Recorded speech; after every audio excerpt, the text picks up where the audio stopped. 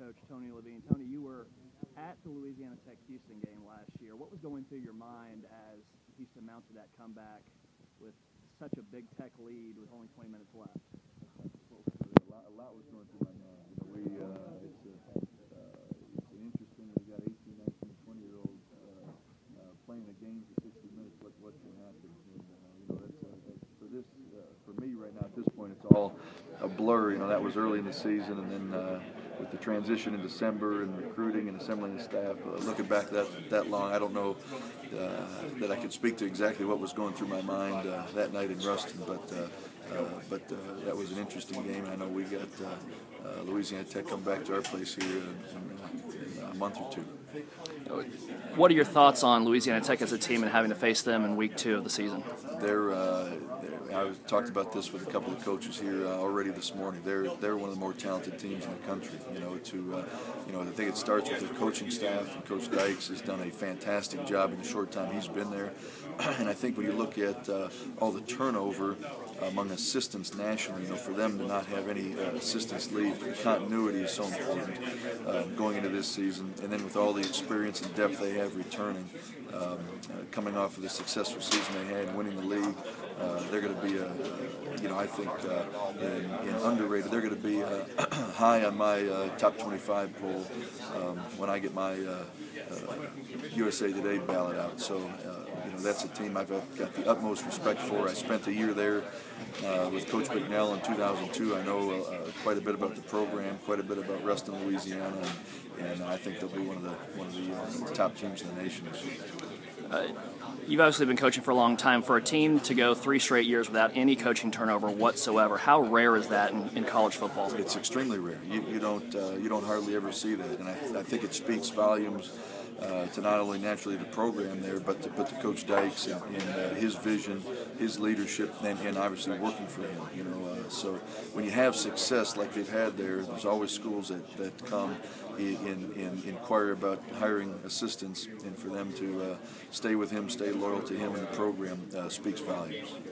And obviously, you've still got camp in week 1, but as you approach the Louisiana Tech game with your team, how will you stress the importance of just the mental aspect of a game like last year, how that might be a game that Louisiana Tech has circled, and knowing that they gave that one away and allowed Houston to get back in it? How will you stress kind of that mental aspect with your team?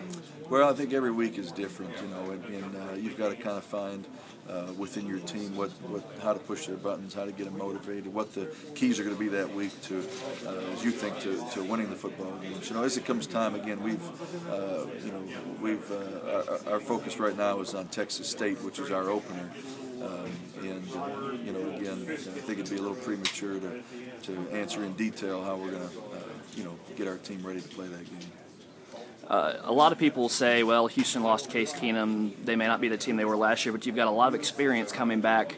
Kind of what are your hopes and expectations for your team this year? Well, it's interesting because more people here at Media Day are talking and asking me about the guys we've lost than the guys we've got returning. And when you lose a Case Keenum, the starting quarterback, you lose Mike Hayes and Bryce Bell, our 2 starting running backs. You lose all 4 of our starting receivers, and then also our starting center. You've got some holes to fill. So, we've got some guys coming back. I said this earlier. Our fans, at least in the month of September, I don't know what our game programs cost, but they're going to need to buy one probably on the way into the stadium, because we're going to have hopefully some guys scoring touchdowns, and they're going to need to look up and find who that jersey number was and put a name and a face with his numbers. So we'll be young, we'll be inexperienced, especially on offense, but I think that can be exciting as well, and I'm looking forward to getting on the field here next week and getting going. At least the one bonus with your quarterback is he actually has some game experience from the 2010 season. Absolutely, and at the time, obviously it was devastating when Case Keenum was injured in week 3 in 2010, and then our backup Cotton Turner went down 15 minutes later for the season. We had to play David Pyland as a true freshman that had been running the scout team that we had been planning on redshirting, and now moving 2 years forward in 2012, it should help us. So he started 8 games as a true freshman. We had to condense our offensive package for him just because it was so fresh.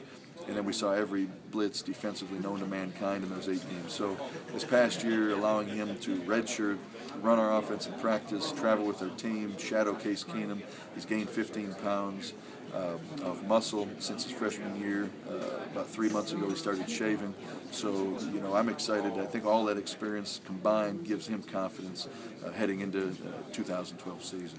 You know a little bit about Louisiana Tech, and I know Houston's leaving the league, but what, in your mind, is Louisiana Tech going to bring to Conference USA in 2013? Oh, I mean, they're gonna be a fantastic program. I think it's great for Conference USA. I think it's great for Louisiana Tech, that move into the conference, and they're going to come in, and I don't think they'll skip a beat. I think they'll come in as one of the top tier teams in the league, and compete for the championship every season.